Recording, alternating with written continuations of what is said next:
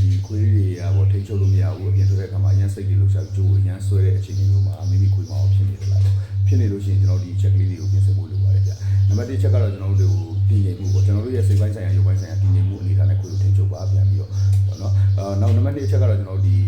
ချုပ်မဖြစ်တဲ့ကျိုးတွေကိုချက်ချင်းပြန်ပြီးတော့ပြောင်းဖို့လိုပါတယ်ဗျအခုကျွန်တော်ပုံလေးပြထားတဲ့အတိုင်းကျွန်တော်ဒီချုပ်ကျိုးလေးသုံးဖို့လိုပါတယ်အဲချုပ်ကျိုးလေးကိုပြောင်းသုံးပါဒီကိုယ်တိုင်းကျိုးနဲ့ခွေးနာကလေးနာမှာဆိုလို့ကျွန်တော်တက်တာမျိုးတွေကို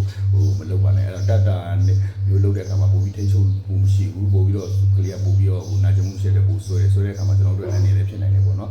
သူအရန်စိတ်လို့ရှာတဲ့အခြားခွေးပေါ့အခြားခွေးမြင်တာမျိုးအခြားသူစိတ်လို့ရှာတဲ့အရာတွေမြင်တဲ့အခါမှာနိုင်တယ်လို့ပေါ့အတင်းဆောက်ဆွဲတဲ့အခါမှာကျွန်တော်တို့ဒီရုပ်တဲ့ကြီးပါတဲ့အချိန်တွေတော်တော်များကြုံကြပါလိမ့်မယ်နော်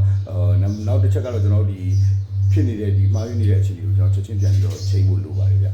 ဘယ်လိုမျိုးချိန်ရမလဲဆိုကျွန်တော်နံပါတ်1ချက်ကျွန်တော်ရဲ့စိတ်ပိုင်းဆိုင်ရာကျွန်တော်တို့ပြင်ပြမှုနေတဲ့ပုံစံတွေအကုန်လုံးကျွန်တော်ရက်တန်းလိုက်ပြီးတော့ဒီနေနဲ့ကိုယ်ကိုအရင်ဆုံးကျိုးမတက်ခင်မှာထိုင်နိုင်တာမျိုးလုပ်မယ်ထိုင်တဲ့အခါမှာကျိုးတက်မယ်တက်ပြီးတဲ့အခါမှာလည်းဆွဲတဲ့အခါမျိုးမှာလည်းကျွန်တော်ပြောသလိုကိုယ်တိုင်းကျိုးတွေမသုံးနဲ့ပေါ့နော်ဒီချုပ်ကျိုးကိုပဲကျွန်တော်တို့ဒီပုံစံလေးပြထားတဲ့အတိုင်းပဲပုံမှန်နေရွက်အနောက်လေးပေါ့နော်ကျွန်တော်ပုံမှန်ပြထားတဲ့အတိုင်းလေးပဲအဲ့တိုင်းလေးပဲဆွဲဖို့လိုပါတယ်ဗျအဲ့ဒါမှလည်းကလေးကကလေးကိုကောင်းကောင်းချုပ်ဖြစ်မှာပါဗျအရေးကြီးဆုံးချက်ကတော့ကျွန်တော်စိတ်ပိုင်းဆိုင်ရာရုပ်ပိုင်းဆိုင်ရာတည်ငြိမ်ဖို့လိုပါတယ်ဗျနော်ဟုတ်ကဲ့အားလုံးကျေးဇူးတင်ပါတယ်